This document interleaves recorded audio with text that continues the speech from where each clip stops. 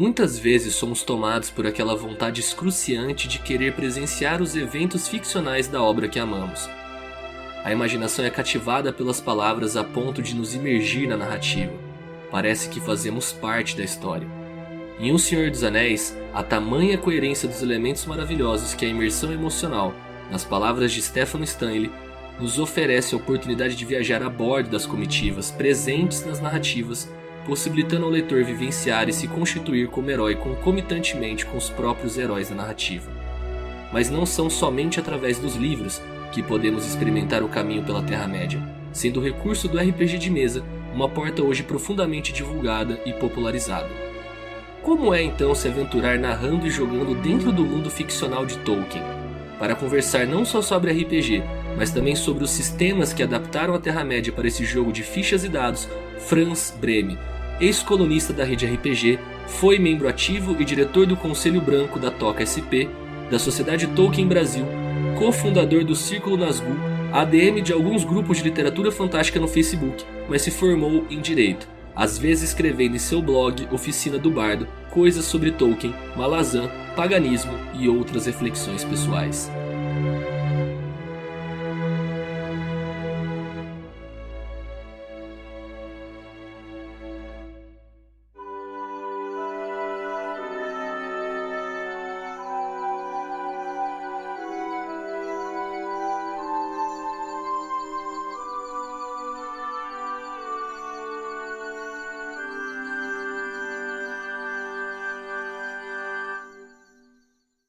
Sejam bem-vindas e bem-vindos a mais um episódio do Páginas Fantásticas. Estou aqui mais uma vez na companhia do meu querido amigo Caverna. E esse episódio que vocês estão prestes a escutar é um episódio muito especial, foi muito divertido de gravar, que é com o Franz, né? O Franz é um cara que a gente conheceu através do Stefano, que foi o primeiro convidado do programa, né, no primeiro episódio. E ele trombou com o Franz em eventos do Tolkien por aí e sugeriu pra gente, falou que, pô, esse mano aqui que tá morando lá no Chile, é advogado, tá ligado? Esse cara seria um possível convidado. Acho que vocês teriam um papo bem massa com ele. E, cara, foi assim, tiro certo, porque o Franz é uma pérola, né? É um cara que é leitor de fantasia, mas fantasia e ficção científica, né? Mas é um leitor íntimo mesmo desses caras, assim, que não é toda hora que você encontra, um cara que tá ligado nos clássicos e acompanha também o que sai de contemporâneo. E, além de tudo, um cara, gente boníssima mesmo. Então foi um contato aí que chegou até a gente diretamente por causa do podcast, né? Talvez não tivesse chegado se a gente tivesse começado a gravar. E um cara que já virou nosso amigo, né? E aí, Cave, como é que você tá? Tô muito bem, André, tô sossegado. Cara, preciso ressaltar suas palavras. Olha, gente, Franz é uma pérola. Um abraço pro fãs aí que vai estar ouvindo, né, esse episódio. E, gente, uma novidade também que a gente não comentou no outro episódio, mas ressaltando na entrada desse terceiro, as nossas músicas agora também são completamente originais. A gente está tendo um novo membro aí na nossa equipe de produção, que é o Henrique Stupina. Um abraço, Henrique, seu trabalho está sensacional. Então, gente, dá uma valorizada, ouçam as transições, ouçam o encerramento. O Henrique está fazendo um trabalho sensacional com a gente aí, compondo músicas, transições originais para cada episódio agora que a gente for lançar. Um abraço para ele novamente, espero que vocês gostem do trabalho. E mais um recadinho, né, André? A gente vale ressaltar aí, mandem e-mail pra gente, participem, entrem em contato pra gente no futuro poder montar novos blocos aí, tendo uma interação com o público, não é, André? É isso aí, cara. Também tem o Instagram, o Facebook, né? Tem o link se você escuta só pelo agregador, seja o Spotify ou o Pocket Cast, Google Podcast, Cast, sei lá, whatever. Tem coisa pra caramba aí que por onde você pode escutar. Tem coisa pra caralho. Então, pode pegar o link lá na descrição para chegar no nosso Insta, no nosso Face, ou é só procurar podcast Páginas Fantásticas que você vai achar. E comentando também ainda sobre a nossa trilha sonora, isso é algo que eu não vi ainda em podcast algum, podcast que tem esse acompanhamento musical e trilha sonora própria, né? Quem sabe um dia aí a gente não lança um LP, uma edição de colecionador com a trilha sonora do podcast. Seria do caralho, velho. Sim. E aí, seguindo então para o episódio, vale comentar que o Franz teve alguns problemas na captação do áudio do microfone dele, então talvez a qualidade varie um pouco do que foi nos dois primeiros, mas nós temos um mago da edição de áudio, né, o Felisberto, que tratou de deixar o mais imperceptível possível a qualidade do som. É isso aí, gente. Vamos pro episódio. Ó, vale ressaltar aí, mesmo que em alguns momentos a qualidade possa ficar um pouco comprometida, o conteúdo tá sensacional. Então, gente, um abraço a todos e, né, vamos seguir de praxe, né, André? Tenham um ótimo passeio pelo bosque da ficção.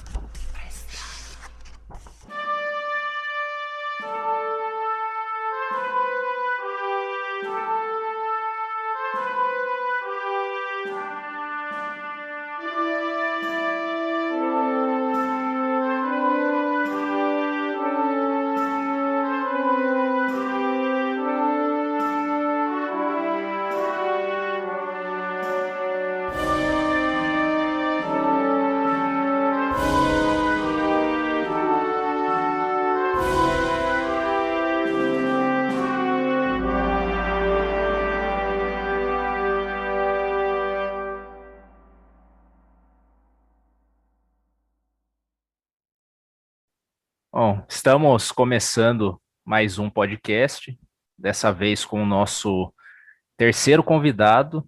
E então, antes de tudo, para começar aqui o nosso papo, eu gostaria de agradecer a presença do Franz, diretamente das terras geladas do Chile, né? E como a gente sempre inicia as conversas aqui, situando o ouvinte em relação à sua história pessoal com a fantasia, né, com a literatura fantástica no geral. E então é assim que eu começo o nosso papo, Franz. Se você puder falar um pouco para a gente sobre como que você começou na literatura mesmo, assim, quais foram os primeiros passos, se você tem lembranças, porque é algo que marca muito a gente, né? Eu tenho algumas lembranças muito fortes mesmo na minha infância e adolescência de quando eu tive esses primeiros contatos com a fantasia. E então, o que você lembrar, e né, não apenas com a fantasia, mas eu imagino que a resposta vai estar conectada com a Terra-média, né? E qual é a sua relação com ela? Bom, André, eu queria agradecer primeiro o convite seu e do Caverna. É sempre um prazer para mim falar de fantasia, de RPG, de Tolkien. Nunca é, um, nunca é uma conversa da qual eu vou me esquivar. Então, é um prazer estar aqui. E ser o terceiro convidado é da hora participar aqui, que venham muitos mais programas. Com certeza, cara. De fato, falar de fantasia para mim é meio que embrenhado com a minha história pessoal, né? Por exemplo, eu lembro de sempre ter tido assim muito contato com o círculo arturiano quando eu era pequeno. Muito, muito contato. E talvez o meu ingresso, digamos assim, no mundo da literatura fantástica tenha se dado por aí. Putz, isso deve ter sido antes de 89. Nasci em 83, então dá para fazer as contas aí. O que acontece? Eu devo ter começado ou por As Brumas de Avalon ou por algum filme desenho animado do Rei Arthur, mas sempre teve ficção científica, sempre teve coisas assim na minha casa. Meu pai gostava muito de Guerra nas Estrelas, de literatura de ficção científica do Orson Welles, então sempre veio junto, assim, né? O fantástico como um todo, não só a fantasia. E muito por causa do meu irmão também, né? Então, um dia meu irmão chegou em casa com Marion Zimmer Bradley para ler, mas não com As Brumas de Avalon, uma série do Darkover. Uma mistura, né? Porque se você pegar o Darkover antes da chegada dos humanos, é um mundo de fantasia, de high fantasy, que tem uns telepatas, e depois que chegam os humanos, começa a piração de nave espacial e coisa assim. Então, é bem interessante. E aí, daí, putz, a minha lembrança foi que, de repente, um dia a gente estava numa livraria usando coisa e achamos aqueles Aventuras Fantásticas, do Steve Jackson e do Ian Livingstone. E aí a gente pegou isso, eu lembro que foi no ano de 89, isso eu lembro. Porque foi no ano que meus pais se mudaram de São Paulo para São Bernardo do Campo. E aí a gente foi para a praia com esses livros jogos. E um amigo do meu irmão que estava lá, que estava no mesmo lugar, ele era, os pais dele, ele nasceu no Brasil, mas os pais dele eram franceses. E aí ele falou, oh, vocês gostam de RPG, não sei o quê. E aí começou a conversar com o meu irmão. O meu irmão tem 6 a 7 anos a mais que eu, quase 7 anos, né? Então, assim, eu era uma pivete, né? Então, eu ficava meio excluído, às vezes, das conversas dos mais adolescentes. E aí eles ficaram conversando e eu falei assim, olha, tem um jogo aí de RPG que é muito clássico, que todo mundo joga lá na França, que é o Dungeons and Dragons. Na verdade, era o AD&D, né? Já, a segunda edição. E vai atrás, mas se vocês quiserem ler literatura, vai atrás de Tolkien, ó, dito e feito. Final de 89, a gente tinha essa missão, né? Procurar livros de Tolkien no Brasil, só que eles ainda não tinham saído no Brasil. Eles tinham saído só pela primeira edição, que foi uma edição pirata dos anos 70, pela Arte Nova. Então, a gente foi atrás das edições portuguesas da Europa América. E foi aí que começou o meu contato com fantasia e nunca mais parou. Então, do final de 89 para cá, foi só acumulando. Eu digo que eu sou o final, eu pego o auge da geração Xerox, né, do RPG. E, basicamente, o começo dessa onda aqui no Brasil foi quando começou a propagar, digamos assim, o jogo por aqui, e a literatura fantástica começou a ser, com seu desenvolvimento inicial dessa forma como a gente vê hoje, né? Lógico que a literatura fantástica não começa nos anos 80, começa antes, né? No Brasil. Essa, digamos assim, massificação da cultura geek, né? Começa aí no final dos anos 80 e vem nessa onda. Foi bem interessante. Ela se confunde muito com quem eu sou. É foda, não tem como, né? Aí eu fiquei curioso, eu não tinha parado para pensar nisso mesmo, de quando que começou a sair Senhor dos Anéis aqui no Brasil, né? Então, a primeira edição, essa primeira que você leu, foi a portuguesa. Então, é mais complexo. É um pouco mais... Porque, se eu não estou enganado, a primeira edição de Senhor dos Anéis aqui, ela é pirata. Sim, dos anos 70, da Fonte Nova. Isso, são uns caras X que traduziram, depois ainda tomaram um pau por conta de copyright. Você já viu essa aí, Eu Franz? tinha essa daí, mas eu vendi antes de vir para o Chile. Me faltavam... Essa daí tem o Hobbit e tem o Senhor dos Anéis. Né? Tem uma tradução bastante controversa para falar em tradução, porque Gandalfo, em vez de ser Mary, é Meirinho, tem uns nomes engraçados, mas a primeira edição, digamos assim, oficial, que saiu em 94, do Senhor dos Anéis, saiu pelo Senhor dos Anéis, Tolkien, no Brasil.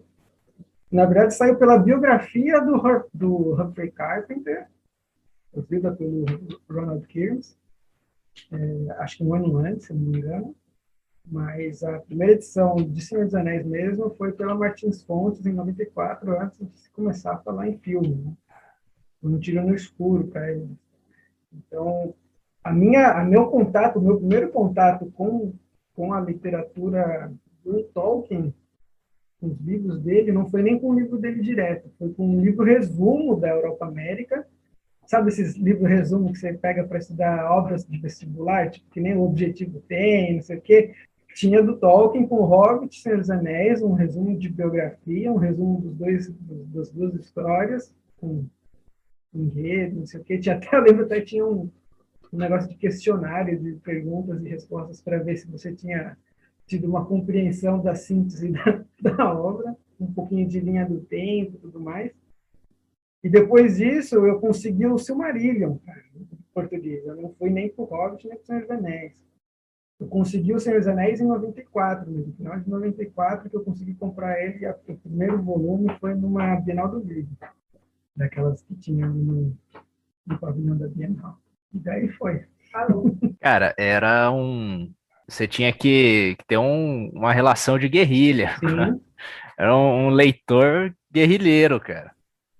Isso me lembra bastante, cara, porque, né, o que você comentou, como que é sistemático o lance da galera de fora, ou a galera que foi para fora trazer o RPG para cá, né? O meu tio passou pela mesma experiência que um amigo dele daqui da minha cidade tinha ido para os Estados Unidos, aí ele trouxe os AD&D dos Estados Unidos, e aí, tipo, eles só conseguiam jogar por ele, porque ninguém sabia inglês, só, né, o Otávio sabia inglês, e aí ele foi responsável por ensinar, né, aí foi quando os caras foram entrando, mas é muito sistemático essa entrada do RPG por quem ia para lá, né, senão não teria chegado aqui de maneira alguma. É muito louco, cara, essa época. Isso acontecia com videogame também, né? Console, primeiro a galera tinha algum parente que morava lá. Eu lembro, assim, até onde eu sei, os primeiros focos dessa doença chamada Role-Playing Games começaram em Santos,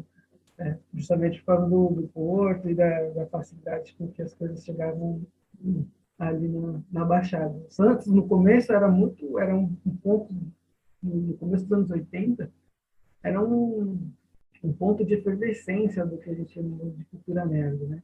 E muita coisa passou por ali. Cara, a importância das cidades portuárias na história da literatura, né, é um negócio doido.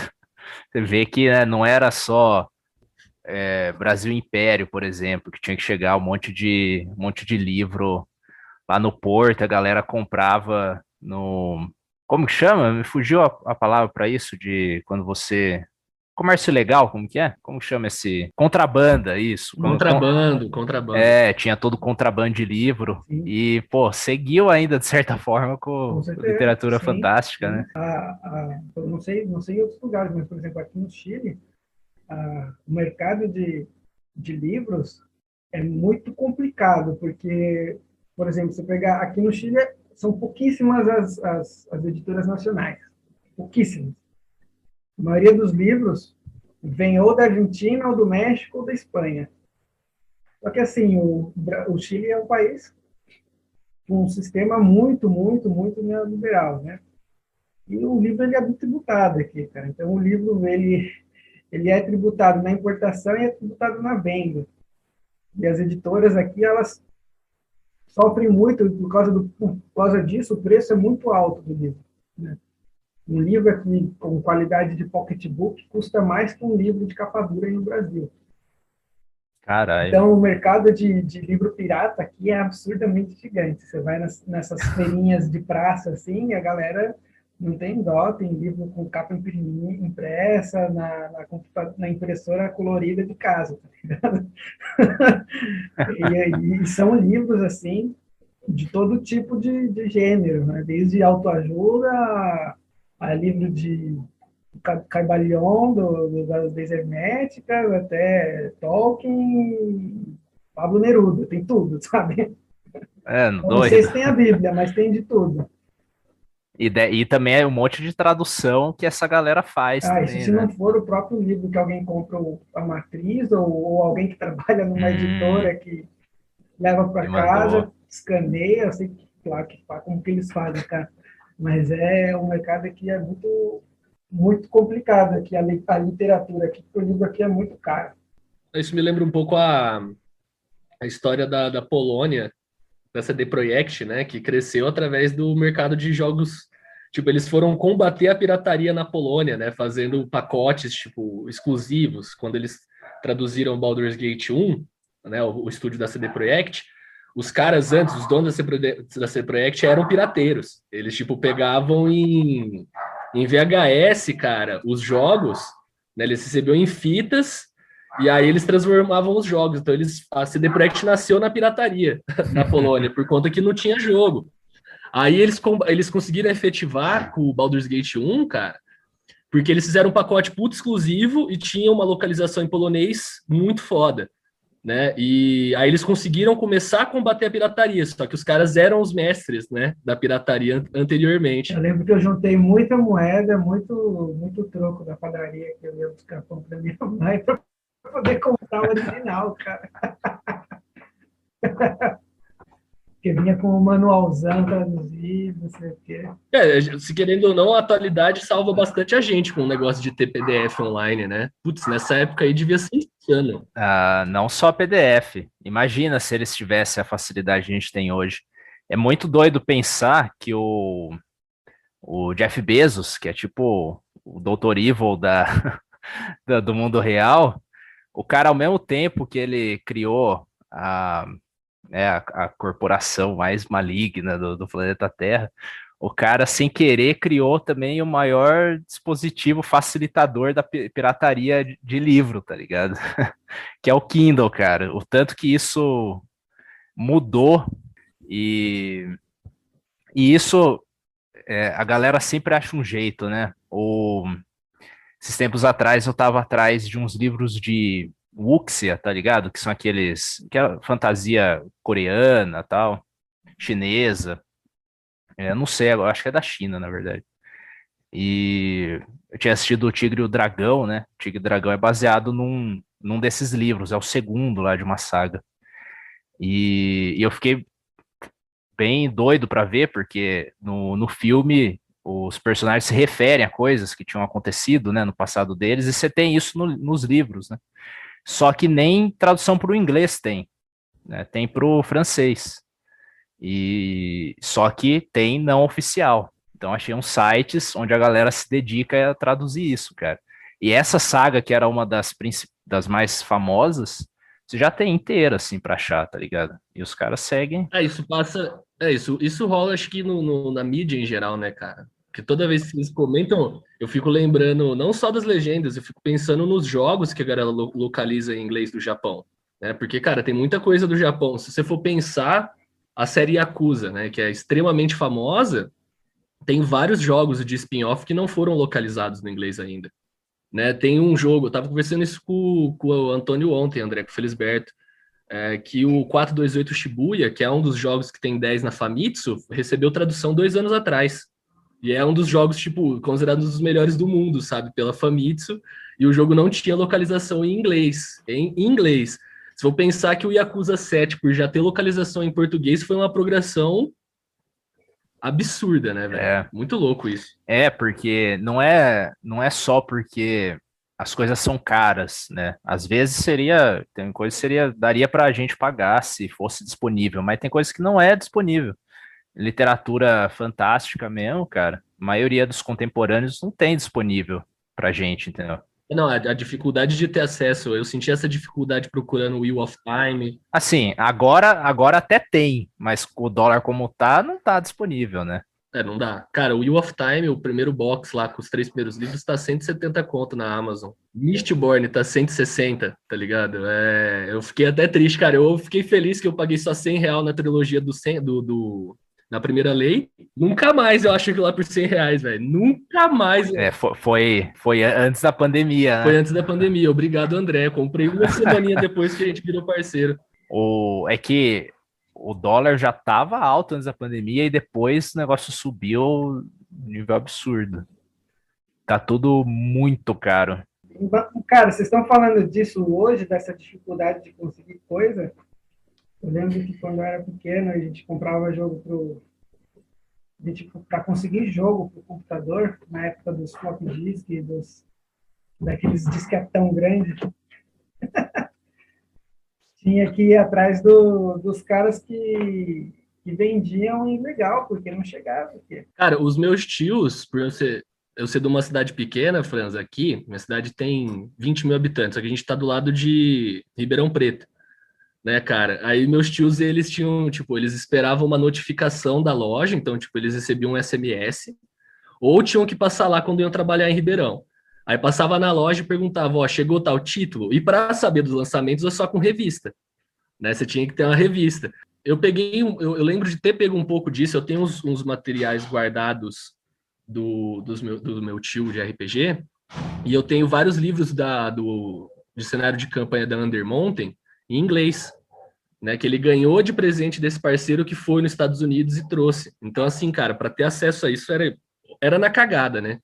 O sistema do RPG que a gente começou a jogar aqui, depois do Aventuras Fantásticas, não foi Dungeons Dragons. A gente foi jogar Dungeons Dragons muito depois, quando saiu pela editora Abril, né? O AD&D. Uhum. Depois saiu também o Dungeons Dragons, saiu aquela caixa, né? Com a capa do Dragão Vermelho, do Jeff Easley.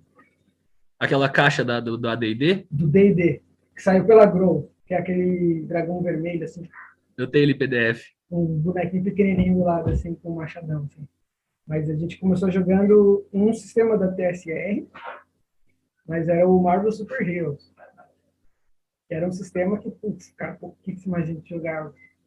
E aí, que me marcou muito, assim, uma coisa que me marcou muito com relação a isso, é o...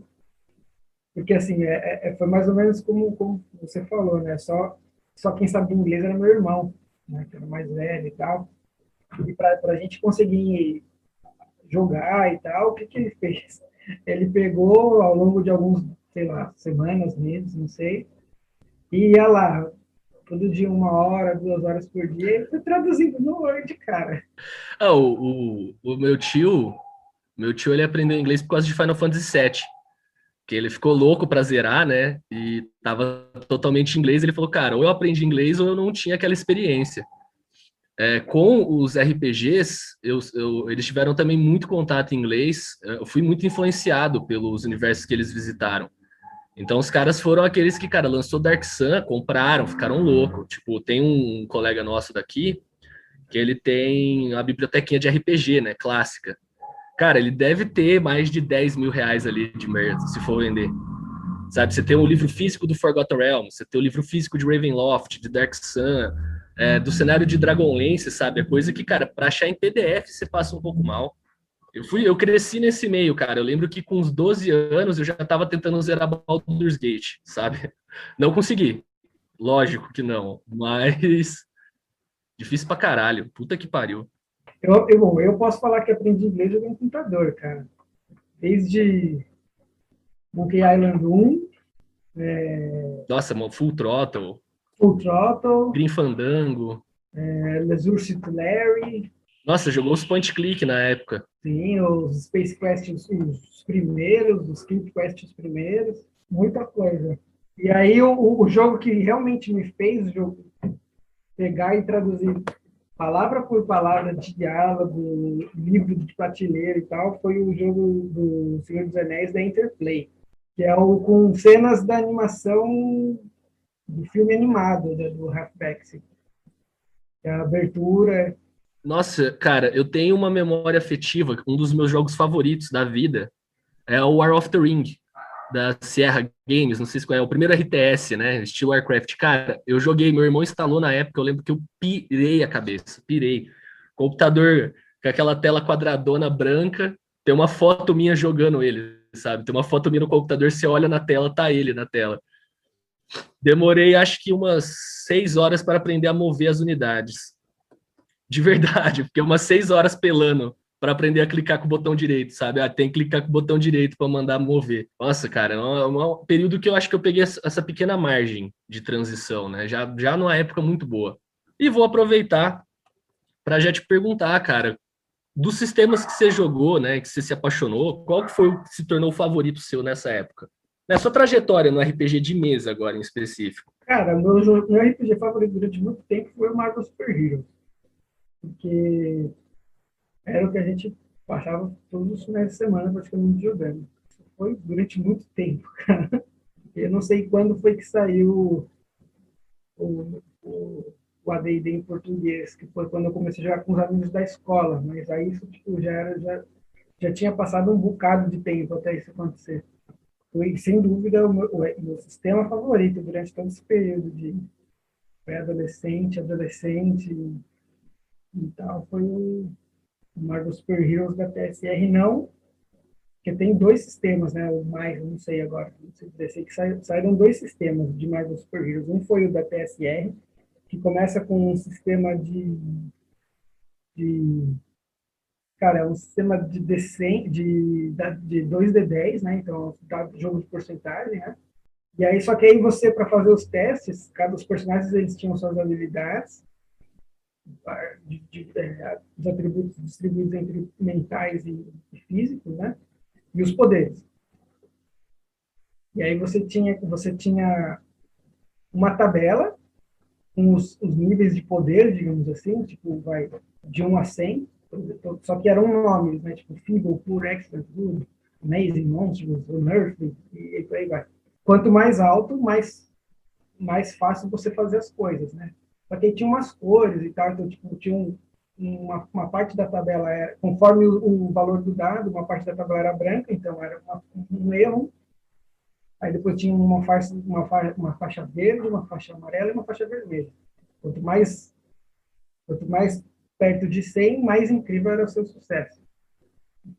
E isso foi o carro condutor da minha vida no RPG durante muito tempo.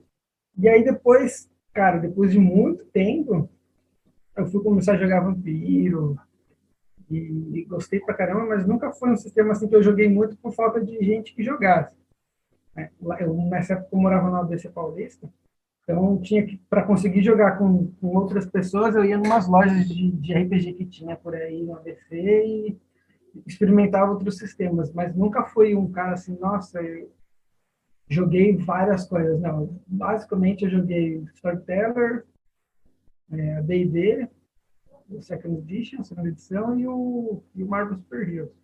Cheguei a jogar GURPS, por exemplo, nos encontros internacionais, cheguei a jogar algumas outras, tinha a caixa do Battletech, mas o Battletech era mais um sistema de wargame, praticamente, né? Com os mechs. Mas era da hora. E foi isso, cara. Minha experiência grande, mesmo mestrando e jogando, foi com Marvel Super Heroes. Depois de velho, que foi sair, que já tinha o MERP, né, que é o sistema do Middle Earth, que é dos anos 80, mas eu só fui jogar RPG mesmo com um outro sistema focado com bastante frequência, foi jogando The One Ring. Eu não cheguei a jogar o Coda, que era o da Disciple, baseado no filme, né? Cheguei a jogar só esse mais novo aí. Cara, é bizarro como que encontrar jogador de vampiro é raro, né? Até hoje meu coração dói, porque eu joguei uma vez até hoje Não, só. joguei mais. Joguei uma vez vampiro, joguei uma vez mago. Aí hoje eu mestro, né? Mas para suprir eu tive que mestrar. Eu acho que o charme do meu coração foi Call of Cthulhu, cara. Cara, o Call of Cthulhu foi assim, sabe ó, o casamento do coração? Sabe? Eu olhei e falei, cara, vai ser esse sistema que eu vou me dedicar. O D&D foi por conta da faculdade, viu? Que aqui na minha cidade, igual eu falei, é tudo D&D zero, né? A herança daqui de Cajuru, dos meus tios e de outros parceiros que eu vim encontrar depois que jogam RPG aqui, são tudo D&D. Aí tinha essa galera, eu joguei Forgotten, etc. É muito mais fácil encontrar jogador de Dungeons and Dragons, né? Ou se encontra o pessoal do Tormenta, se encontra uma galera que joga cenário específico, igual em Ribeirão, tinha uma galera do Reinos de Ferro. Até hoje, foi o único pessoal que eu encontrei que jogava Reinos de Ferro. E aí, na facu, eu trombei um parceiro, o Stark, que aí ele foi o cara que, tipo, falou, mestre D&D pra mim, que eu nunca joguei D&D, porque ele cresceu jogando vampiro. Eu fiquei, tipo, cara, como assim? Que história bizarra é essa que você só jogou vampiro, né? O cara cresceu no RPG em outro meio. Eu conheço gente que só jogou vampiro. Então, aí eu fui encontrando esses caras perdidos na faculdade. E aí, quando eu entrei em contato com esses sistemas, eu abandonei o D&D. Eu deixei um pouco de lado, porque meu problema com o D&D, cara, assim, enquanto mestre, eu detesto narrar combate. Odeio narrar combate. Era o meu ponto mais fraco. Quando eu ficava de saco cheio, eu fazia o que o mestre nunca deve fazer. Roda o dado aí. Ah, acertou. Deu tanto de dano. Acabou. sabe? Eu não tinha empolgação para combate, ainda mais se fosse combate extenso, né? Que você fica irritado. Aí eu narrei, então, muito tempo na Call of Cthulhu, dediquei 100%, não tem combate, se tem, morre ali, 2 segundos morreu, 2 segundos, ficou louco. E aí, em 2019, no final de 2019, meus colegas começaram a comer minha mente, cara, na faculdade. Eles, narra D&D de novo, narra D&D de novo. Eu sempre continuei jogando, tá? Eu continuei jogando D&D, mas não mestrava. Aí eu sentei a bunda e fui narrar o D&D e, cara, o André pegou uma das melhores sessões que eu devo ter narrado RPG em Dungeons and Dragons, o André presenciou. Que, cara, foi sensacional aquela sessão, André. Foi a melhor coisa que eu narrei de D&D até hoje. E foi a única coisa que você jogou. Foi umas 4 horas de sessão? Foi umas 4 horas de sessão. Foi brabo, cara. Foi uma baita porta de entrada para isso. Não, e a cena do funeral, cara, tá no meu coração para sempre. O Caverna sempre lembra dessa aí. Não, ela tá guardada no meu coração. Franz, o cara jogando pela primeira vez, ele fez uma cena tão linda que doeu no meu coração. Eu falei assim, não, esse cara realmente, ele jogou tudo que sabe de fantasia, sabe, enquanto leitor. Ele jogou naquela cena, eu falei, nossa, foi poético. Aquele lance o personagem dele tinha uma Sim, flauta. Uma flauta de osso. Uma flauta, e aí o personagem dele entoava a história dele, né, com a música da flauta. E aí ele passou por uma cena muito emblemática lá comigo narrando, e aí o personagem dele falou, e no final da música eu agrego notas a mais. Por quê? Porque eu estou adicionando esse momento que me foi significativo. Foi foda. Não vejo a hora da gente voltar, hein? Temos que voltar ainda. Não, vai. Naquela jornada. Com certeza. Vai ser bem curioso quando a gente voltar. Vaasa nos aguarda, cara. Eu falei que eu tinha falado que quando eu peguei o livro, eu peguei o primeiro livro de resumo, né, do Hobbit do Senhor dos Anéis, e depois disso eu pulei para o Silmarillion. Na verdade, eu inverti a ordem. Primeiro eu peguei esse resumo, aí saiu o Senhor dos Anéis, saiu o Hobbit, acho que foi no ano seguinte, 95, e aí eu falei, com base naquele resumo, naquele livro de resumo, eu falei, eu preciso ler esse outro tal de Silmarillion aí que tem, né? Só que isso daí nunca vai sair em português. Saiu em 99. Mas isso aí nunca vai sair em português. Aí que eu fui atrás de conseguir ele da edição portuguesa, porque o inglês era 0 nessa época, né? Então, até conseguia ler algumas coisas, mas eu precisava estar sempre funcionário, né? Então eu falei, vou pegar a edição portuguesa. E aí tinha em São Paulo, ali na Rua Genebra, ali dos portugueses, chamando. E a gente eu consegui importar por ali o Silmarillion e consegui, depois até veio, quando chegou, eu fui buscar, o cara falou assim, tem outro livro desse autor aqui, você quer ver? Aí era aquele As Aventuras de Tom Bombadil e outras histórias, que tinha o Farmer Giles of Ham, que é o estrangeiro Gilles, não lembro como que é a tradução nova, e o Smith of Button Mayer, né, que é o ferreiro de Bosque Grande. Então foi aí que ampliou um pouco mais meu conhecimento sobre a Terra-média, né? E aí eu tive acesso ao Silmarillion. Eu inverti a ordem. Mas, cara, nesse caminhar do RPG que você falou do Marvel Super Heroes, do D&D, como foi a chegada em querer explorar o Senhor dos Anéis, né? Explorar o Legendarium no RPG de mesa? Para agregar aí para quem estiver ouvindo, né? Uma curiosidade pessoal minha, porque eu sempre tive medo, né? Eu falei isso para você antes do nosso papo, Fran, sempre tive medo de lidar com o cânone da Terra-média, né? Então, como foi para você esse momento de entrada, assim, para falar, não, a gente vai jogar na Terra-média? Cara, foi quando saiu o RPG baseado no filme, eu não dei muita bola. Na verdade, ele nem era tão baseado no filme, né? Ele era ilustrado com base no filme. Quando saiu o Coda, né, da Decipher, eu não dei muita atenção justamente porque tinha toda essa carga do filme, né? Eu falei, isso daí deve ser meio, sabe, uma versão até preconceituosa assim, do sistema, na verdade, só por conta das 1% das ilustrações do livro são autorais, digamos assim, de alguém, mas o resto é tudo inspirado no livro. no filme, perdão. E deixei de lado, mas eu tenho bons amigos que jogaram durante muito tempo isso daí. O meu interesse surgiu quando saiu o The One Ring da Cubicle 7, e é um sistema dos 3 sistemas que saíram, né? O primeiro sistema é o Merit, o Middle-earth Roleplay, depois tem o Coda e depois saiu o The One Ring. Então, desses 3, na minha opinião, eu conheço muito pouco o Coda, mas conheço gente que jogou bastante e conheço o Merit, né? Mas o The One Ring assim, ele traz a mecânica dele e a ambientação dele, ele é muito boa para isso. Quando saiu, eu vi as imagens e falei, não, esse daqui eu vou comprar. Comprei e li. Eu falei assim, nossa, cara, isso daqui é uma trombada de storyteller com um pouco de GURPS, assim, sabe? E aí, falei assim, não, preciso mestrar isso aqui, cara. E aí comecei a mestrar, não só para amigos, mas quando, depois de uns anos, saiu pela Devir, fui nos eventos de lançamento, aí eu mestrava aventura para o pessoal que queria conhecer o sistema e tal, então foi muito interessante. Porque, na verdade, agora voltar, deixa eu só responder direito sua pergunta. O que aconteceu? Nesse ínterim, né, entre começar a jogar RPG, não sei o quê, eu fui lendo e relendo os livros, né? E aí eu me aproximei dos grupos, né, de fãs. Então, em São Paulo, a Toca São Paulo, que hoje faz parte do grupo das tocas afiliadas do Tolkien Society, junto com a Toca do Rio, que é afiliada também.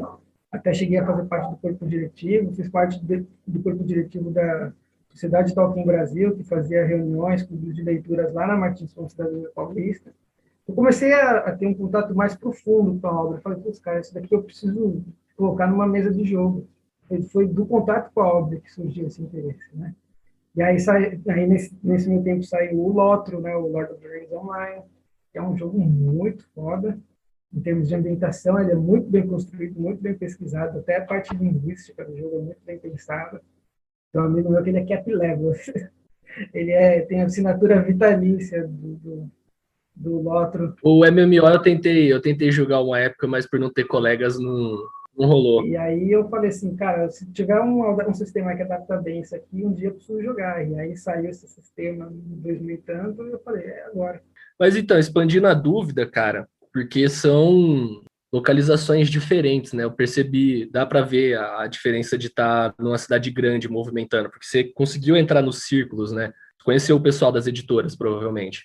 Como foi para você essa experiência de ter contato com a galera dos nichos mais específicos estando em São Paulo? Porque é algo para mim quase alienígena, viu? Vindo de uma cidade pequena, é algo que eu sempre fiquei tipo, putz, foi perdido. Como foi para você essa experiência de tipo, da época, entrar em contato com esses nichos? Como foi caçar, né? Falar, putz, eu vou nesse evento aqui, conhecer esse pessoal, se envolver. Tipo, você se tornou colunista, né, dos sites, fazia parte das reuniões. Ah, cara, assim, eu nasci em São Paulo, mas com o plano Collor, eu fui parar em São Bernardo do Campo, né? Então, a gente ficou muito alheio ao mundo cultural, assim, da capital. E realmente, né, aí a gente, por exemplo, foi depois de mudar para São Bernardo que eu conheci, por exemplo, a Forbidden Planet, que era o point de RPG em São Paulo. Então, assim, tinha todo um processo de convencimento dos meus pais para levarem a gente para lá. Porque eu era pequena, não tinha 10 anos, cara. Tinha, sei lá, 8, 7 para 8. Então, era uma aventura a excursão toda, né? Depois a gente descobriu que tinha coisas sei lá, de Magic the Gathering na Comics, ali na Paulista. Então, era um processo assim vai ter o Encontro Internacional de RPG. Nossa, lá no Ibirapuera, vamos! Aí, tipo, era excursão de família, sabe? Meu pai e minha mãe ficavam por aí passeando no parque, e ficava aí meu irmão e meu primo, que na época morava com a gente ficava ali jogando o dia inteiro, vendo palestra, não sei o quê. Era assim, nossa, tem mais gente que minha gente, assim, mais nerd, mano, era uma coisa assim surreal, né? E aí depois de, sei lá, em 2010, eu acho, 2014, eu fui morar em São Paulo, E aí eu retomei contato com um monte de gente que eu conheci nessa época, mas porque agora estava perto, né? E aí eu comecei a frequentar pessoalmente os grupos, clubes de leitura, essas coisas. Tinha as listas de discussão antigamente do Mirk, né? Do Yahoo Group, não sei o quê. Aí muita gente tinha contato por aí. E depois, só com a minha mudança pessoal, física para São Paulo, que eu fui retomar contato com o pessoal de fã-clube, essas coisas, né? E foi aí quando eu tive mais contato com o pessoal. Depois que mudou a editora dos livros, eu fui conhecer o pessoal que já conhecia o pessoal todo quase que trabalha no conceito de tradução do livro de Tolkien, porque eles eram desses grupos de fãs, entendeu? O próprio Reinaldo, o Gabriel, que traduziu a Saga do Tolkien, então já tinha esse contato com eles, tanto remoto como presencial, por conta dessa digamos, presença nesses grupos. E quando veio os filmes do Hobbit, principalmente para mim, né? Eu estava na diretoria desse grupo, então eu recebia ingressos do cinema para pré-estreia que era fechado, sabe? Aí o pessoal fazia os cosplays, a gente ia no cinema, não sei o quê, então assim, foi um processo bem interessante, né? Mas, quando eu comecei a descobrir que existia muito mais pessoas que gostavam de RPG, não sei o quê, foi uma descoberta, assim, não estou sozinho no mundo, sabe? É uma estrutura bem diferente da nossa, né, André? Infelizmente, a capital paulista ela é muito plural em todos os sentidos, né? Então é muito mais fácil conseguir as coisas estando lá. Cara, aqui eu tinha que pegar um ônibus para ir assistir filme no cinema em outra cidade, né, cara? Tem muita coisa que me pareceu alienígena, sabe? Quando entrei na faculdade, conversava com uma galera, eu falava, nossa, você fazia isso quando era mais novo, sabe? Desde a galera aí em cinema underground, tipo, passei a minha infância indo no cinema underground com a minha família e não assisti os filmes do Godard no cinema. Eu, tipo, caralho, existe isso? Tipo, tinha isso mesmo, existe esse meio, né? Quando você ouve falar, tipo, Cine Sesc, umas paradas assim que tem em São Paulo, né? Galera vai ver filme europeu no cinema, porra. Cara, e eu aqui feliz que eu vou ver 3 filmes no ano em Ribeirão Preto e ficava emocionado, tá ligado? Mas é um barato, isso aí também do RPG, né? De você encontrar as pessoas que gostam de RPG. E o RPG você tinha mais essa dificuldade para praticar, porque você tem que encontrar pessoas que vão estar mesmo lá junto com você. Não é igual a leitura, né? Que você pega, você lê sozinho mesmo. Você tem a dificuldade às vezes para obter a obra, mas o RPG que tem essa dinâmica de jogar junto e hoje em dia a galera consegue remediar isso bem com a internet, né, cara? Vamos me chamar de conservador, mas eu declaro que o RPG presencialmente é insuperável. Online é legal, mas o presencial é charmoso demais. E para agregar só na sua fala, André, a dificuldade de você encontrar gente compromissada ainda, porque rola muito aquela empolgação do tipo, vamos jogar, mas você encontrar pessoas que queiram se reunir a cada uma semana, a cada 15 dias, para aquela atividade é difícil demais, né? E só que, cara, é um ritual sensacional. Vamos virar a madrugada, pedir 3 pizzas, pega 4 Coca 2 litros e vambora, sabe? 6 horas da manhã, o olho inchado e você tipo, nossa, só daqui 15 dias de novo, velho. Passa rápido, pelo amor de Deus, sabe? Essa sensação é insuperável. Insuperável. Gostoso demais, cara. Com queijo e os salgadinhos de chulé. Mas assim, dá pra ver, né, que você tem a porta de ir numa comics, como você mesmo citou, né, Franz, de ir na comics, de ir numa livraria, e você, sei lá, você tá passando, não precisa ser até num lugar de nicho, né, você tá numa livraria cultura lá na Paulista, tá na seção nerd dando uma olhada, tem um cara do seu lado, faz um comentário, você, nossa, você lê isso também? Putz, cara, que massa, e você tem uma ponte, né? Hoje, se bem que eu não sei nem se a cultura ainda está aberta, né? Mas teve uma época que não era tão fácil, né? Acho que o máximo que tinha por exemplo, principalmente falando da RPG, né? Nessa época, em que eu descobri RPG, eram os aventuras fantásticas que saíam pela Marquês Saraiva. Então, não era uma coisa muito fácil de achar. Tinha, lógico, livros, literatura, sei lá, né? Livros de fantasia que até então saíam Duna, coisas assim. Mas... Nossa, e o Duna demorou, se for pensar que aquela última edição da Aleph... Da Aleph, mas tem uma edição antiga, não lembro que editora que era, acho que é Nova Fronteira. Sim, mas então, tipo, se for considerar que ela é bem recente comparado em termos, né, eu lembro do lançamento dela, acho que ali entre 2012 e 2014, mais ou menos, que ela lançou aquele capa dura Ah, não, Lindão. mas tem uma edição bem mais antiga de Duna antes, né? Que é dos anos, provavelmente dos anos 80. Tem aqueles do Star Wars, os primeiros livros do universo expandido que saíram, era coisa assim, sabe? Ficção científica, por exemplo, o Orson Scott Card, tinha coisas assim, sabe? Não era uma coisa que você chegava e tinha um nicho específico para literatura fantástica, quadrinhos, não era quadrinhos era na banca, sabe? Quadrinho específico, você tinha que ir para uma livraria, uma comics da vida, era uma coisa bem de nicho também, né? O quadrinho importado, principalmente, né? Esse bando de histórias e multiplicidade de editoras que a gente tem hoje, que a gente vai numa Comic Con Experience consegue ver uma arte esticada, isso daí não existia, né? Você curtia quadrinho também? Minha relação com RPG é por causa do Marvel Super Heroes, por causa dos quadrinhos. Eu comecei a ler quadrinhos por causa do meu irmão, desde que eu era pequena. Eu lembro de ter quadrinho em casa, assim, eu li os quadrinhos do meu irmão. Principalmente Marvel e DC, né? Mas sempre que... Cara, eu falo que o pessoal daqui da minha cidade, cara, os meus tios foi muita cagada cósmica. Teve um podcast que a gente estava gravando no outro programa que no meio eu tive uma epifania que eu virei e fiquei tipo, mano, como que esses caras nessa cidade sabia de Akira? Sabe? Eu nunca tinha perguntado pro meu tio, tipo, cara, como você chegou em Akira? De verdade, você tá na cidade de 20 mil habitantes, sabe? Você tá fazendo eu ver Akira com 8 anos de idade, eu não entendia porra nenhuma, eu tava vendo Akira. Ele, cara, por conta do Otávio, que é o quê? Esse parceiro que ia pros Estados Unidos. Então ele era a ponte, né? Por ser de uma cidade pequena, ele pegava as coisas lá fora, tinha esses amigos de fora, né? Por ter uma condição financeira bem melhor, de ir para São Paulo, sabe? Viajava.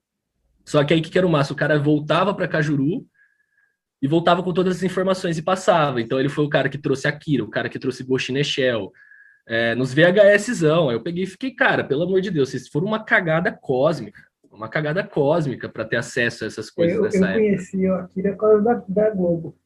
Saiu na banca, aí no Brasil. Eu sei, por exemplo, o acesso a anime, assim, aqui no Chile, quando eu era pequeno, já passava Robotech aqui na TV, sabe? Assim, eu passava Zillion, não sei, tipo, passava na TV aqui, então eu tinha um pouco mais de carga disso do que no Brasil, porque no Brasil, para mim, era uma coisa totalmente alienígena, assim, não existia. Eu lembro de que meu primo, ele tinha os bonecos do Robotech, né? Os aviãozinhos que viravam robô. Eu falava, cara, como você tem isso? Você é muito louco, não sei o quê. Meu primo mais velho ainda. Era uma loucura. Ele chegava no Brasil, pô, eu nunca mais vou ver isso, só quando eu tiver de oportunidade. Aí, às vezes, ele gravava uns episódios e mandava pra gente por correio. Era muito louco, cara. E aí, quando eu descobri, cara, que tinha o Record of Lodoss War, que era inspirado numa sessão de Dungeons & Dragons, cara. A gente rodou, fala com amigo, fala com outro amigo, fala com outro amigo. Ah, eu conheço um cara que tem o VHS gravado. Nossa Senhora! Era assim para conseguir as coisas, cara. Não, cara, eu lembro que eu fiquei louco quando eu comecei a jogar RPG, quando meu tio falou da trilogia do Dragonlance, né? A primeira. Esse daí eu também consegui pela... Tipo, foi publicado pela Devir. Eu tenho os da Devir velhão, cara. Tive que caçar em sebo, né? Esse daí eu li na Europa América também. E aí, cara, eu fui ler e eu lembro que eu fiquei fascinado. Eu falei, nossa, eu consigo até ver onde tá rolando os dados, cara. Eu consigo até ver onde estão rolando os dados aqui. Isso. E hoje esse é o meu maior problema com esses livros. Eu concordo. Mas o setting, né, o cenário... Nossa, sensacional, sensacional. Mas é porque eles têm essa questão de estar bem... Eu imagino, né, que eles têm que estar bem vinculados com a sistemática, né, do cenário, né, do sistema de regras, né. Mas eu li isso também. Logo que saiu o Hobbit, 95, se eu não me engano, tinha um amigo do meu irmão de sala, e ele também era... Ele era o cara do Super Nintendo, né? Então a gente ia na casa dele jogar Super Nintendo. E a irmã dele, quando eu apresentei o Senhor dos Anéis para ela comprou os 3 e logo em seguida saiu o Hobbit, né? Então ela comprou o Hobbit e comprou a trilogia dos dragões portuguesa, e eu fui atrás, né? Porque eu preciso ler isso, né? Imagina uma capa com uns guerreiros, uns magos e uns dragões no fundo, cada capa com um dragão diferente. Eu preciso ler isso, cara. Nossa, eu devia ter, acho que eu tinha 11, 12 anos nessa época. uns 11 anos. Aí eu me apaixonei pela arte do Larry Elmore, que era o capista, né? Aí nessa época eu tinha uns cards, aqueles cards colecionáveis, com ilustrações do Larry Elmore. Eu tenho isso até hoje, só que tá lá no Brasil. Caralho, velho. Caralho. É muito massa. Você devia ler Conan também. Ah, lógico. Lógico, a espada selvagem e tudo mais. Até o dia que eu descobri. Leu Elric de Bel Boné? Eu tenho os quadrinhos do Elric. Saía no Brasil também, nessa época? Saiu. Tem uns quadrinhos, eu não sei se são dos anos 80 ou dos anos 90. Eu tenho lá no Brasil. E tenho os livros, né, do Michael Moorcock, do Eternal Champion, que uma parte é do Elric. O Elric é uma das encarnações desse Eternal Champion. Mas, bom, dando seguimento, senão a gente vai longe nisso aqui ainda, né? Voltando lá no teu One Ring, que a gente viu a sua chegada, né, cara? Tema. Gente, a primeira coisa que eu tenho a te perguntar sobre, na atualidade, tá? Em seu contato com o sistema. Qual seria o seu feedback positivo e negativo em relação à sua trajetória, ao teu One Ring? Meu feedback com relação ao The One Ring. Ao teu One Ring, isso, na sua trajetória aí no sistema. Cara, positivo, basicamente, o fato de... O que eu gosto mais nesse sistema é a não necessidade de você superar tanto as regras. Acho que isso serve para todo o sistema, na verdade, mas ele te dá, acho que a gente até comentou isso quando a gente conversou outra vez, alguns mecanismos para você não ter que parar e rola o dado. Quebra a narrativa, né? Hoje em dia, quanto mais o jogo for interpretativo, ele é mais interessante, né? Você está contando uma história em grupo, na verdade. Então, às vezes, por exemplo, eu lembro de um personagem que eu tive, que eu joguei uma campanha com os amigos, eu era jogador, com outro grupo de amigos, que um dia o cara falou assim, você joga RPG? Jogo. Eu vou começar uma campanha de RPG de Tolkien. Eu pensei que era Coda, né? Porque o jogo tinha acabado de sair. Ah, não, é o The One Ring. Nossa, vamos. Eu vou jogar. Aí eu joguei com um Hobbit, que tinha um atributo dele, uma característica, digamos assim, que ele era ser diminuto. Então, ele era um Hobbit pequeno, menor que o normal. Então, isso tinha uma penalidade, por um lado, na parte de resistência, por exemplo, carregar peso, essas coisas, mas ele tinha um sneak absurdo, assim, né? E a característica, aliás, era justamente essa. Quando precisasse, por exemplo, me ocultar em multidão, não precisava nem rolar o dado, era um sucesso automático, porque era uma característica inata. Cara, era um hobbit que tomou aquelas pílulas de nanicolina lá. Cara, por exemplo, isso era uma característica, mas tinha outras. Por exemplo, tem aquela olhos arbustos. Então, o personagem ele tem aquela visão afiada. E aí você precisa parar para ver ali aquela cena clássica do filme, né? Que seus olhos elfos veem, né? É isso, essa é a descrição é um atributo da pessoa. Então, você não precisa ficar jogando, porque a pessoa tem os olhos bons, sabe? Então, você consegue, com a ficha, desenrolar uma contação de história mais dinâmica, né? Você fala assim, mestre, eu tenho essa habilidade aqui, esse atributo ativo, né? Inato do meu personagem, e eu quero usar ele para fazer determinada coisa. Se descreve, então ele é muito descritivo. Então, outra coisa que me agrada é que na hora do inevitável combate, você não precisa abrir um match, posicionar miniaturas e tentar ver a estratégia, não sei o que. Não, você vai descrevendo.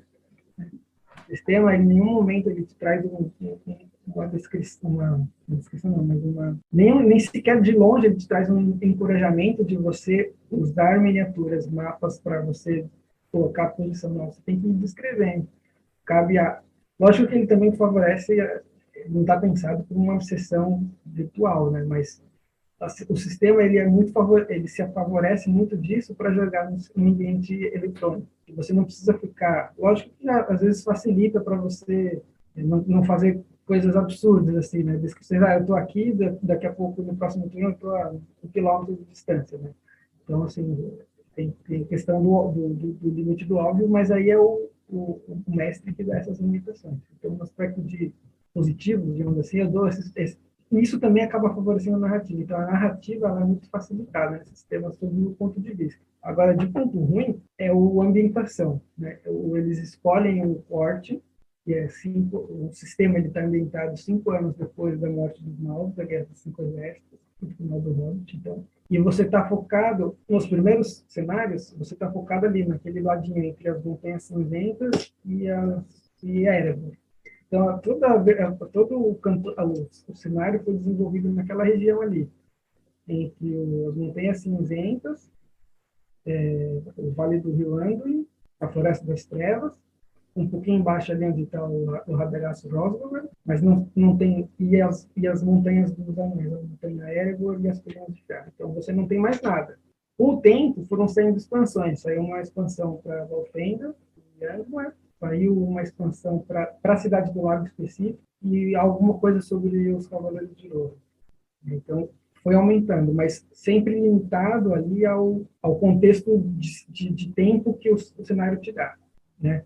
E aí você tem uma outra coisa que talvez possa ser considerado negativo, o sistema ele é muito baseado na questão das viagens. Então, você tem que fazer o planejamento lógico, né? Se Hobbit e Senhor dos Anéis é basicamente uma grande viagem, né? Então, você tem que fazer o planejamento das viagens, acontecem encontros durante as viagens. Então, eu acho que isso dá um pouco de engessada. Eu mesmo, quando jogava, deixava uma coisa mais solta, você não fazia tanta regra, porque eu também sou meio contra esses encontros aleatórios que não ajudam ao desenvolvimento da narrativa. Acho isso péssimo para a narrativa. Você está andando e, de repente, do nada surge um orc. Mas ele vai ajudar a levar tanto para frente? Não. Então, eu particularmente, sou contra esses encontros aleatórios. É tipo coisa de videogame, né? Está a caminho lá. Tipo Final Fantasy VII, você está andando no mapa, de repente, aparece um bicho X. Então, e a cada 5 segundos aparece um bicho. Puta, é um negócio chato, né? Não conta uma história. Isso só serve para ganhar XP e subir de nível, sabe? Esses RPG japonês, principalmente os antigos. Eu tava jogando há uns tempos atrás o Phantasy Star 3 ou 4, acho. Aí, cara, quero acompanhar a história interessante. Só que aí toda hora você vira uma esquina, pá, 5 monstros, aí tela de luta. Ó, eu passei uma dessa, e olha que eu Saco. sou, eu sou fã de JRPG. Eu tava jogando Xenogears primeiro, né? E não sei se vocês jogaram, mas tem uma parte do esgoto que eu tava conversando com o Murphy, eu falei pra ele, cara, eu achei sensacional a estratégia da Square, porque eles colocaram tanto encontro aleatório numa parte específica do jogo que eu upei o necessário pra zerar. Porque, cara, eu fiquei pistola, eu virei e falei, cara, a cada 2 passos o rate de encontro é muito alto. Você sobrevive a um corredor, você fica foda, tá Sim, ligado? cara, e era tipo, e é um labirinto, e aí eu falei, cara, pelo menos eu vou torrar. Aí o Murphy falou, né? Ele falou, cara, pelo menos é o único lugar que você vai passar por isso. Você vai ganhar tanta XP aí que o resto do jogo tá sossegado. Eu falei, nossa, que bom. Porque senão ia ficar louco. Se eu encontro outro lugar desse, eu dropo o jogo em 2 segundos. Mas o primeiro aspecto que você citou, Franz, o aspecto positivo, eu acho isso sensacional, porque eu passei por muita experiência de narrativa que engessa, né? Às vezes você vai lá no D&D, você monta uma ficha bem estruturada, né? Estruturada assim, não é combeiro, mas você monta uma ficha legal, e mesmo numa situação que seu personagem tá, né, claramente na vantagem, a rolagem de dado engessa, né? Isso quando você não tem um mestre, desculpa a palavra para os ouvintes, mas você não tem um mestre pau no cu que não corresponde à expectativa do jogador. Já passei por isso, não fui eu que passei, mas eu fiquei puto em alheio, assim, sabe? Eu olhei e falei, cara, eu saía dessa mesa agora, sabe? O cara, só para citar, né, para quem estiver ouvindo, o jogador declarou, ele era um ladino na sessão, aí ele declarou assim, olha, eu vou investigar. Aí ele passou 3 horas da sessão em silêncio. Por quê? Chegava nele e falava, meu personagem está investigando informação desse bagulho. E foi. Chegou na hora da parte dele, o mestre ainda pediu para ele rodar o dado, que eu fiquei louco. Falei, nossa, já ofendeu. E deu 20. E o mestre, pelo conservadorismo da história, falou, você não descobre nada. Você não descobre nada. Eu fiquei tipo, velho, eu saía da mesa. Você sacrificou 3 horas do seu entretenimento em prol de um rol, tá ligado? Você tirou 20 e o cara fala, você não descobriu nada. Então, para de jogar, tá ligado? Pelo amor de Deus. Mas acho que também isso vai dar maturidade da mesa. Eu gosto de falar dessa questão da facilidade para a narrativa, porque é exatamente o oposto que aconteceu no MERP. No Middle-earth Role Playing, isso para a gente ficar dentro do contexto RPGs baseados em Tolkien. O MERP ele é um sistema baseado infinitas tabelas e também usando sistema de dado percentual. Então, por exemplo, você joga o dano, aí você vai ver ou melhor, você joga o combate, aí você acertou. Aí você vai ter que jogar o dado de novo para ver em que parte do corpo você acertou. A cabeça, pescoço, orelha, olho, nariz, boca, sabe? É muito pormenorizado, assim, sabe? Não é incentivado pela narrativa. Porque depende... O Call of Cthulhu, ele passa por esse problema que os mestres têm que lidar bem, cara, que é o lance de você fazer roll para encontrar pistas. Uhum.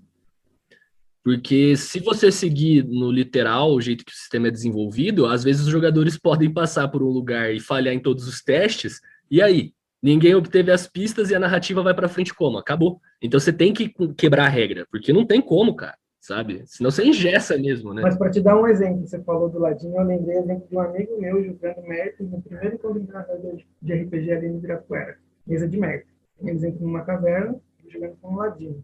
É o mesmo que a Cat leva no Loki. Aí ele vê uma rede e um orc deitado na rede. Ele, vou me esgueirar, chegar perto e atacar. Esgueira, vai pelas sombras, backstab. Ele joga um dado absurdamente ruim, assim, acho que deve ter tirado um 2 natural, sei lá, ele jogou um 1, não sei. Foi tão ruim o dado, olhando as tabelas, os resultados, que ele quebrou o braço e perdeu a espada. Aí... O mestre tá jogando contra. Calma, o pior não é isso. O pior é que quando os jogadores entram para ajudar ele, o orc estava deitado na rede, estava morto. O cara quebrou o braço tentando matar um bicho que já estava morto. Cara, como que isso ajuda na narrativa e no divertimento, cara? Não, mestre...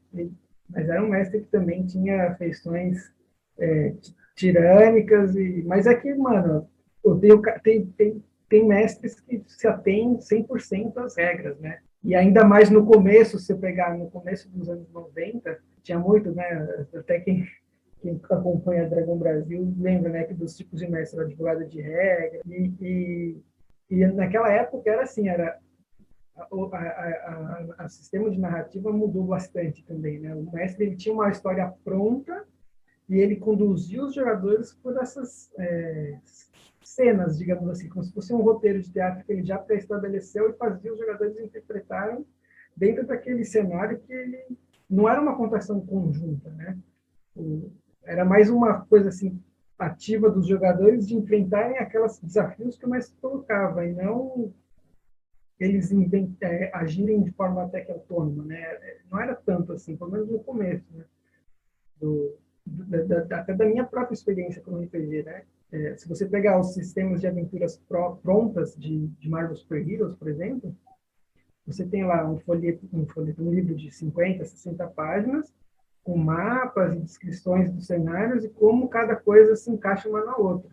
Eu não tenho muita liberdade, assim, tem liberdade para o jogador, lógico que tem, mas tem um roteiro que está pré-determinado. Se fugir dali, o jogador pegar um outro caminho que o mestre não estava prevendo, é improviso puro e que o mestre se perdia muitas vezes, né? Então, assim, tinha uma certa limitação. E aí a coisa foi desenvolvendo, né? Até digamos assim, método de narração, né? De mestrar e de jogar, ele foi ficando cada vez mais cooperativo, né? Mútuo. Então, eu acho que isso tem muito a ver com o momento em que aquele sistema foi escrito também, né? Ele é, se não me engano, de 83, 82, não lembro. E ainda assim, o grande lance do MERP, que eu acho que é a melhor coisa dele até hoje, é a ambientação. Os suplementos dele são incríveis, cara. Os suplementos de cenário. As regras você pode jogar tudo fora. Tanto que muita coisa, principalmente de magia e meios elfos, você tinha meio elfo em tudo quanto é canto, porque era uma combação só, né? Os caras pegavam meio elfo para fazer um personagem overpower e sair na mão com o Balrog, a cada esquina, tá ligado? Só que se você for ver dentro do sistema do legendário da obra do Tolkien, não tem como isso acontecer. Primeiro que não tem tanto meio elfo assim em cada esquina, e também não tem tanto Balrog. Se você for pegar a última versão dos textos, vai ver que só tinha 7, né? Então, não era assim também. Né? Tanto que aí a comunidade, a mesma coisa aconteceu no Code, a comunidade foi criando regras e house rules que foram deixando a coisa mais interessante. Aliás, as melhores regras de magia do Merp são regras criadas pelos fãs. Os fã-clubes, os fanzines que tinha na época, era a melhor coisa que existia para o Map. Eles atenuavam as regras e melhoravam aquilo que era sistema oficial. Eu tenho mais um ponto a adicionar da parte do The One Ring, que eu acho sensacional, pelo que você comentou, em crítica ao D&D, né, que o D&D, desde ali da quarta edição, principalmente a quarta edição, a quinta ele deu uma diminuída por conta da questão de querer vender miniatura. Né? E eu acho, por exemplo, que o combate da quinta edição, por mais dinâmico que eles tenham tentado fazer, cara, primeiro, roda dado demais. Dependendo do jeito que o cara for combeiro, eu vou rodar esse dado para o ataque, aí eu rodo mais um dado para somar uma bonificação desse talento que eu tenho, aí eu tenho mais um D4 bônus para adicionar o dano, porque eu tenho especialização na arma tal, e tenho mais um bônus se for esse inimigo. Então, primeiro, você já tem o fator de rolar, sei lá, 5, 6 dados de uma vez, né? Já tem esse fator. E o segundo, né? Você não consegue, é impossível narrar combate sem ter auxílio de um board, sem ter um auxílio, nem que seja improvisado, com pecinha de outro tabuleiro. A gente fazia muito isso, a gente usava as peças do War para jogar. Uhum. Você lembra que a gente estava usando umas pecinhas improvisadas também, André? Por quê? Porque, cara, é impossível narrar sem isso. Porque, quanto que é a medida? Qual que é o raio da bola de fogo? Né, cara? E aí isso, pra mim, pô, é legal. Se eu fosse rico pra caralho, eu ia montar realmente aquelas mesas de jogo do caralho, eu colocar uma televisão com board interagível por tablet, sabe? Eu ia fazer ouvintes. Mas, assim, 90% das pessoas não tem esse dinheiro. E aí, cara, é muito... engessa muito. Sabe? Quando eu vejo aqueles YouTubers que tem os cenários montados, que eles montam aquelas maquetes, eu fico tipo, cara, não tem por que eu narrar. Acaba virando um wargame, né? Aqueles tipo Sim. Warhammer. Isso, e é um wargame com interpretação pontual. Você deve saber melhor do que eu, né? Mas é voltar ao que era antes do Gygax e do Anderson, né? Ao chainmail da vida, wargames, né? E sem contar também, né, a parte, imagino eu como interpretação da questão do capital, né, eles vão ganhar muito com a questão de venda de dado, com a venda de miniatura, com a venda de mapa, né? Todo esse material extra. Eu parei de jogar a D&D na terceira edição. Nunca mais joguei. A terceira edição, cara, ela ainda tá pé no chão, viu? A quarta edição é um jogo de miniatura, a quinta edição, isso, e a quinta edição, ela alivia, ela só alivia, sabe? Igual eu falei, cara, já teve situação... eu não conheço... cara, já teve situação jogando, na época eu estava jogando RPG, que eu rodei 15 dados, sabe? De uma vez num teste. Nossa. Eu lembro que teve... eu já joguei alguns outros sistemas, eu tava assim, nossa, que gafe. Quando eu me mudei para São Paulo em 2010, um dos caras que trabalhava comigo na época no escritório, ele jogava RPG, né? É meu amigo até hoje. E ele me chamou para jogar uma campanha com eles, né? Eles jogavam, era um sistema, acho que era daquele da OGL, né? Open Game License, era um do Monte Cook, que era meio swashbuckler. Eu não lembro o nome. Mas era em Forgotten Realms. E, cara, você falou dos 15 dados, foi aí que me veio a memória. Eu com uma mão cheia, assim, de dado para jogar, cara. Eu falei, que é isso, cara? É assustador. Para você entender, assim, muito rápido, como que é como são as rolagens no The One Ring. Isso, então, já aproveitando, né, já explique sobre as rolagens pra gente.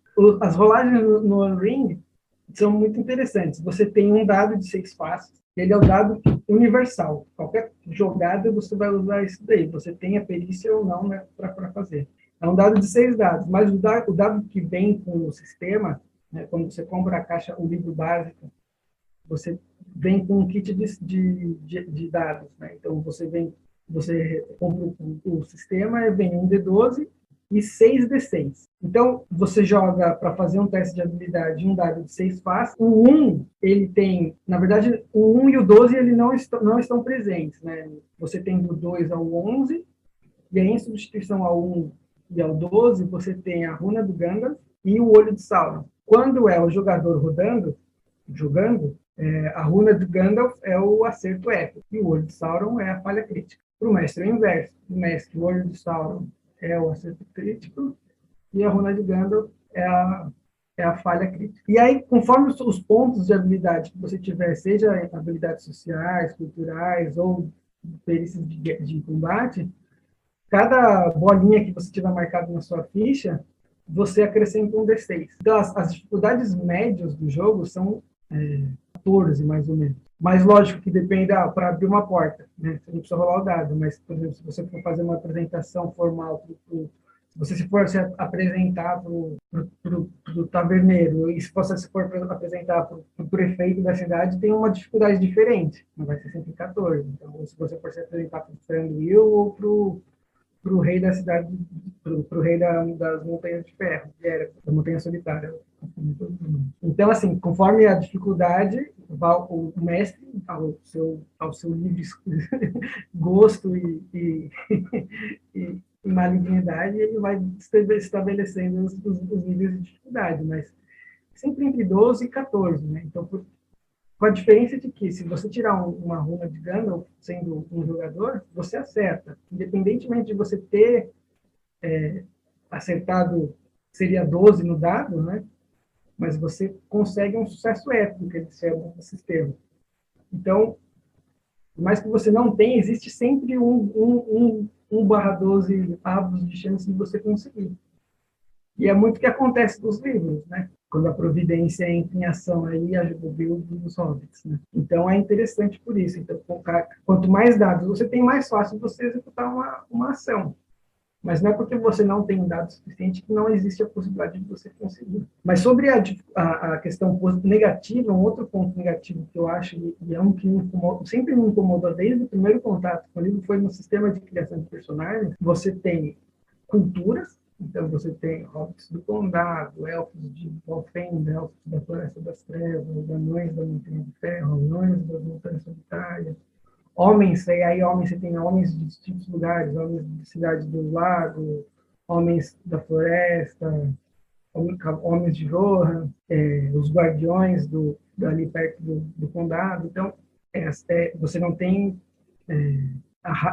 não é por raça, né? É por cultura. Para você ir customizando seu personagem, por exemplo, você tem como se fossem backgrounds padrão. Então, você tem o estudioso, tem o Slayer, né? O caçador, você tem o guardião, você tem o aventureiro, e aí ele te dá um background meio que padrão, e aí com isso você vai escolhendo as perícias para cada grupo dessas, entre aspas, profissões, vamos dizer assim, né?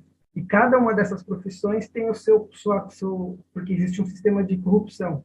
Então, quando você começa a falhar nos dados, o seu personagem entra em lugares sombrios e ele falha nos testes de coragem, você vai ganhando pontos de corrupção e aí você vai indo para o lado sombrio da força, digamos assim, né? Até o ponto que você tem um burst de sombra e você vira um NPC.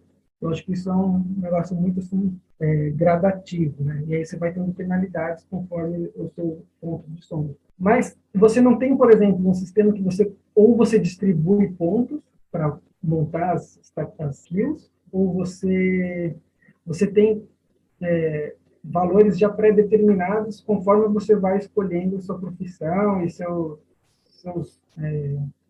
customizações que estão previstas no livro de regras. Seria interessante que houvesse um sistema de distribuição de pontos para você fazer um negócio totalmente exclusivo, assim, né? Eu até montei um sistema assim, né? Nos últimos personagens que a gente fez, mas aí eu parei de jogar depois também, vim pra cá e tal.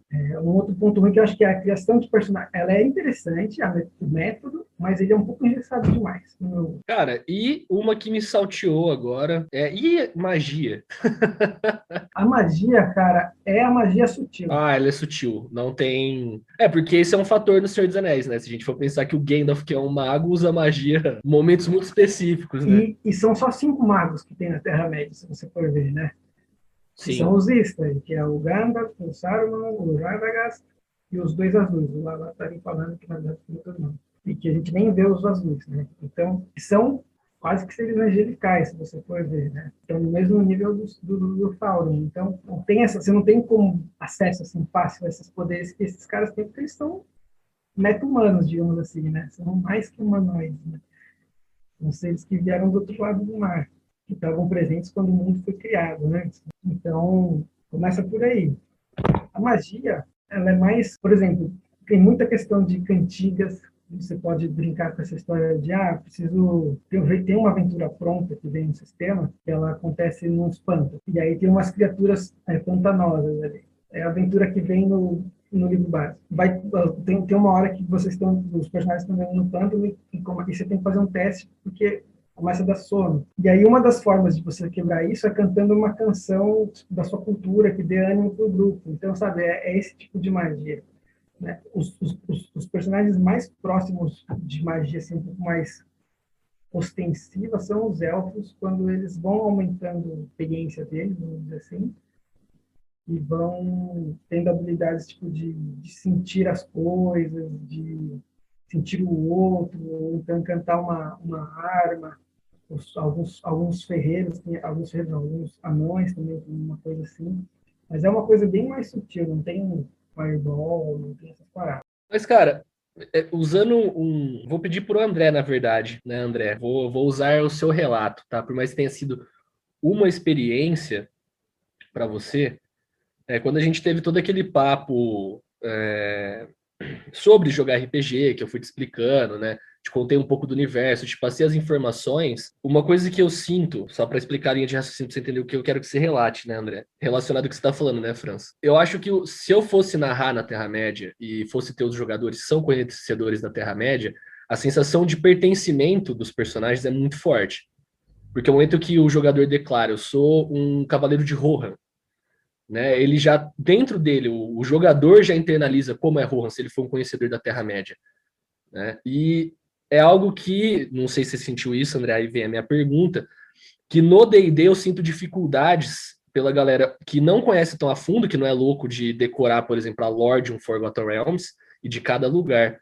Aí eu não sei se para você teve essa dificuldade no sentido de pertencer. O meu personagem é tal, de tal lugar. Você tem que preencher pelo seu pessoal. Né? E se eu falo para você, André, você está jogando com um personagem, um elfo de Valfenda, você já internaliza esses aspectos. Não sei se você sentiu isso quando estava jogando D&D para te explicar toda aquela lore do lugar. Então, é interessante. Eu não tinha um contato, não tenho ainda, na verdade. Eu não fui muito atrás, além do que foi as nossas sessões, né? Só que a gente pega um pouco do Forgotten Realms por jogo de videogame, e que por osmose, assim, Nerdcast de RPG, tá ligado?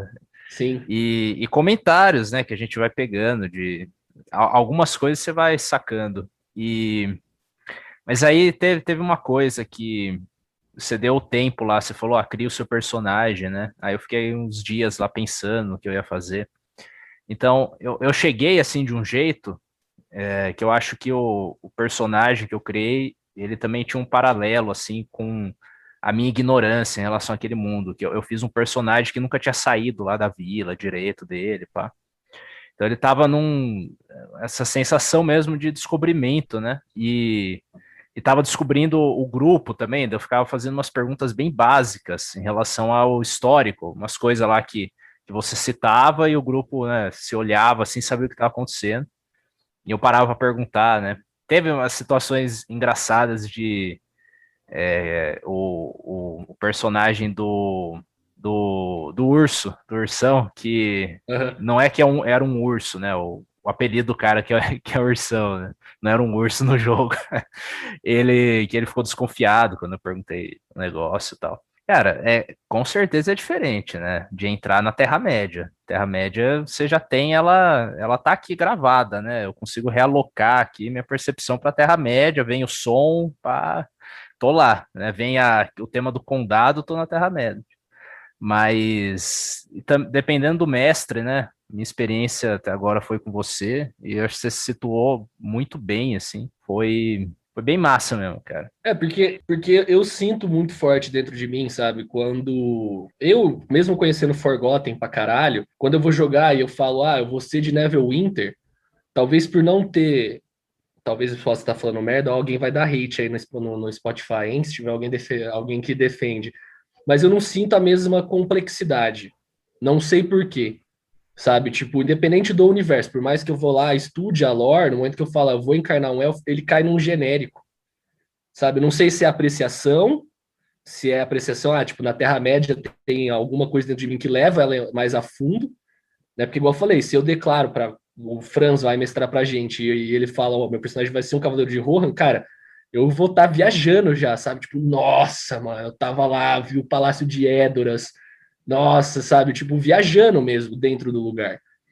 E o D&D, pela questão genérica, né, de tentar ser genérico no seu geral, porque se você lê os livros básicos, você não tem cenário, né? Você tem que buscar um cenário ou você inventa o seu próprio. Perde um pouco esse feeling, fora a dificuldade da pessoa se situar, né?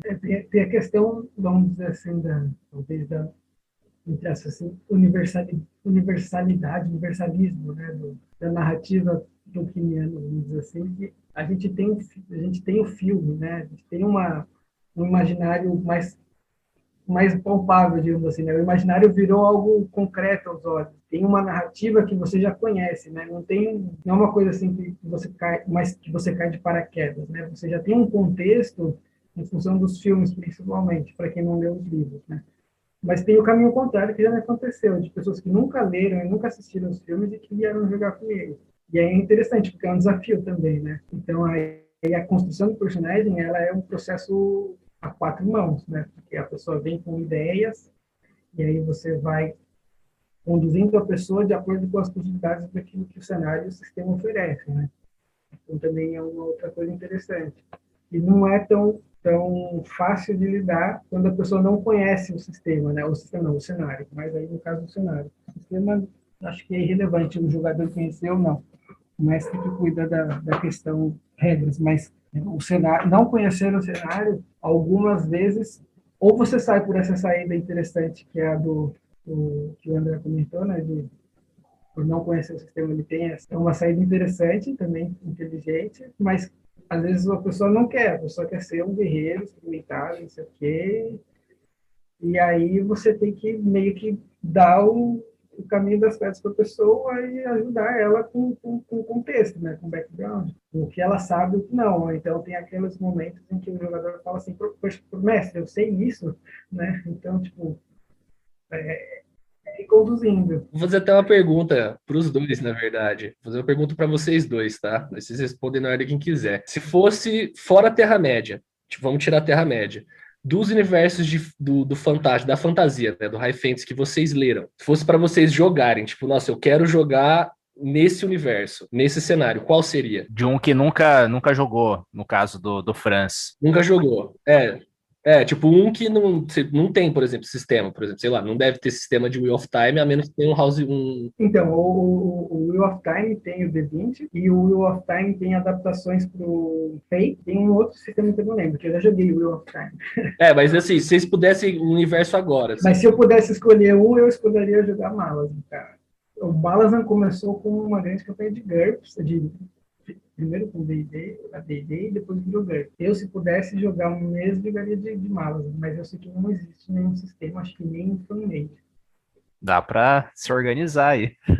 E você, André? Eu ia da Cosmere do Sanderson. Eu ia fácil. Hoje deve ter alguma coisa também de fã. Deve ter. Eu sei que tem um sistema, pelo menos ia sair, do Mistborn. Talvez fosse, eu acho que também ia sair alguma coisa do Stormlight. Stormlight, mas eu não tenho certeza. Eu sei que do Mistborn saiu. Qualquer um dos mundos que fosse seria bem interessante também. Já topava. Acho que, por enquanto, principalmente do Mistborn, acho que tem mais elemento e mais de Stormlight Archive. Cara, tem mais alguma coisa aqui do roteiro que você quer falar? Cara, eu ia pedir, né, Franz, pra gente pegar, acho que a última pautazinha aí, narrando e jogando, cara. Quais momentos, né, já que eu contei alguns relatos, quais momentos te marcaram aí nas suas aventuras mestrando e jogando na Terra-média? Cara, jogando essa campanha que eu participei com uns amigos que eu nem sabia que jogavam, foi muito louco, porque a campanha era a Guerra do Norte. Então, o que aconteceu ali na região de Erebor durante a Guerra do Norte?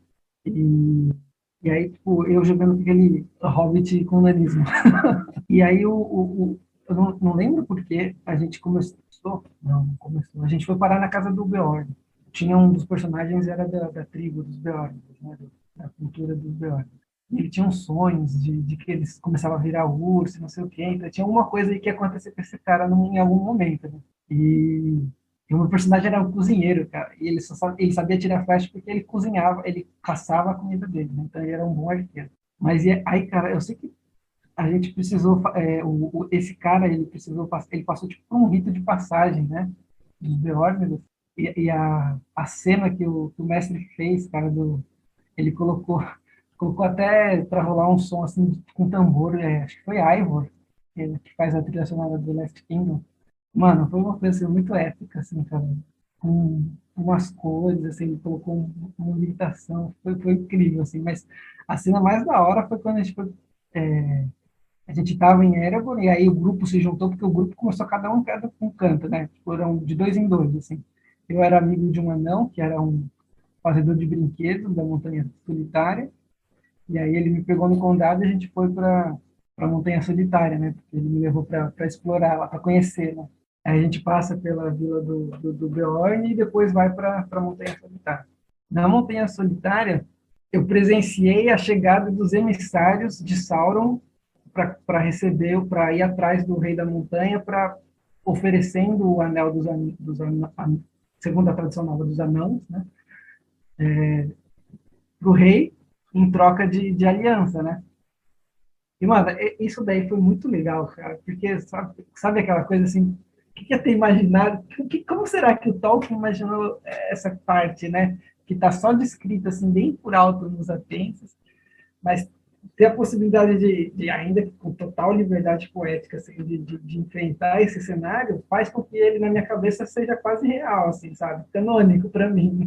Dentro daquela mesa, ele era totalmente canônico, fazia todo sentido se tivesse sido daquele jeito. Foi muito legal, cara. Só o Franz me deixando com vontade de mestrar a Terra-média só pra brisar nessas liberdades poéticas. Cara, eu teria ficado louco. E teve uma outra situação, eu joguei, já morando aqui no Chile, eu joguei uma campanha com um pessoal online, né, no Brasil. Quando o timing, né, é quando o Sauron se revela em Mordor e se declara que voltou, né, depois que perdeu o dedo, passa todos esses 50, 60 anos, aí ele sai de Dol Guldur, que é a parte do Hobbit, vai para Mordor, e aí ele se revela, né, na Terceira Era.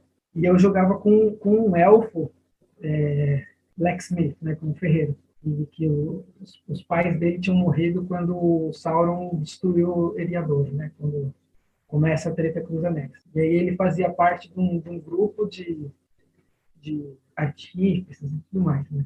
E, mano, o cara nasceu, acho que ele tinha nascido na Segunda Era, então o personagem era muito overpowered, cara, comparado assim com os outros jogadores humanos, né. Só que, o dado não favorecia. O dado não favorecia. Eu só tomava ferro, cara. Mas a ambientação que o mestre proporcionou também, até com muito gore, que não tem, você não vê tanto gore nos livros, né? Mas tipo, ele imprimiu um tom mais sombrio à campanha, que eu achei muito foda, assim, foi muito sensacional também. Deixa eu só contar do mestrando, né? Porque eu falei do jogando. Cara, jogando eu tive muitas boas experiências. Meus jogadores foram assim, sensacionais. Eu tenho dois casos, um é muito engraçado e o outro é muito épico. Assim. Primeiro tinha uma menina que a gente tinha um grupo, acho que eram 6 jogadores, se não me engano, contando comigo. E a gente treinava Kung Fu junto, né? A gente se conheceu lá e todo mundo era muito nerd, assim, e aí vamos jogar. Aí tinha uma das meninas que jogava com uma elfa da Floresta das Trevas, ela tinha uma nuvenzinha negra em cima da cabeça dela, assim, ela nunca acertava, ou ela afundava, tipo, jogava o dado e sempre conseguia um olho de Sauron, ou seja, uma falha muito crítica nos momentos mais inoportunos possíveis, né? Ou ela errava, assim, muito grosseiramente as coisas, mas, tipo, coisas que não tinha como, sabe? Tipo, umas flechadas, não sei o quê, ela nunca conseguia acertar. E aí, na última aventura que a gente jogou com esse grupo, eles estavam tendo tipo, uma tentativa de invasão ali do que sobrou dos orcs da montanha das montanhas cinzentas depois da batalha dos 5 exércitos. tinha passado alguns anos depois disso. E eles estavam vindo ali pelo, sabe, o Carrocha, que é onde aquele espigão que tem uma cabeça de urso esculpida pelo Bjorn em cima, eles estavam ali, meio que camper, né?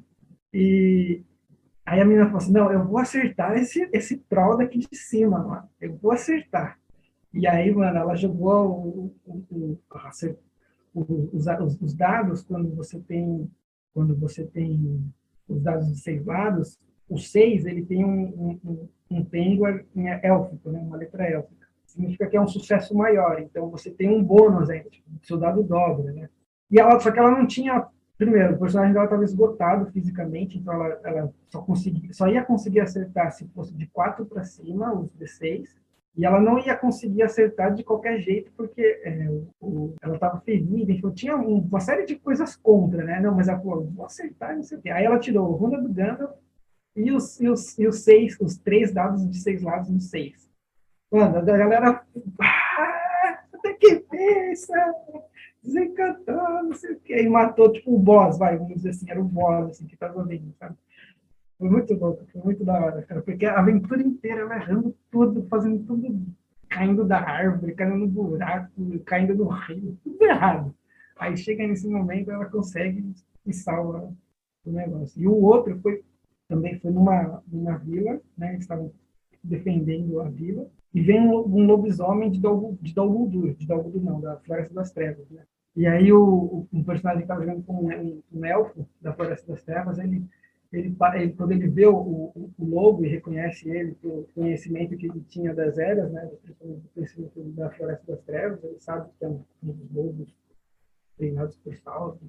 Mano, aí ele se ergue assim em cima da paliçada, assim, e estava começando a cair a noite, assim, e aí ele começa a invocar Elbereth, né, a deusa, digamos assim, da noite, das estrelas, né, e invoca o poder dela e faz todo um discurso muito bonito, assim, cara, e na hora que ele joga o dado, mano, ele acerta uma flechada, assim, muito, muito de longe, assim, no lobo também, que era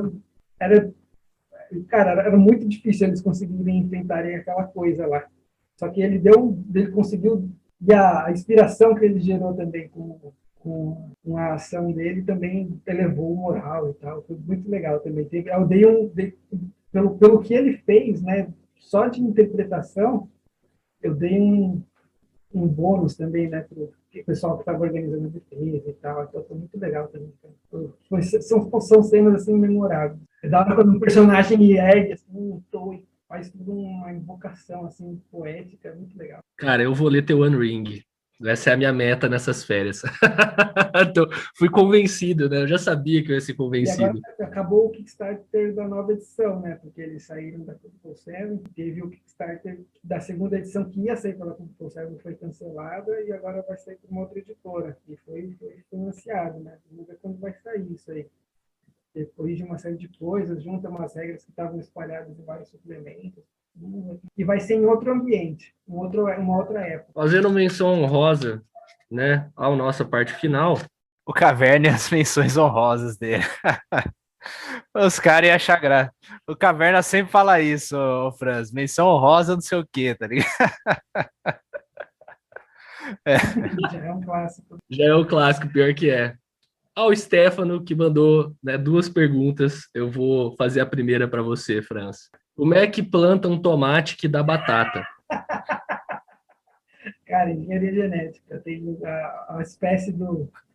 O tomate ele é da mesma família biológica da batata. E aí tem umas batatas aqui que nascem tomate. Ô, louco. Eu achei sensacional a sua esposa rindo. Eu mandei para ele, cara, mandei um link para ele da criação dele.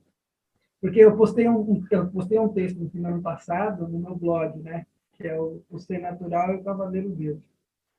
E aí eu relato um pouco da minha experiência aqui, principalmente com relação à observação das estações do ano, né? Que são estações bem definidas, né?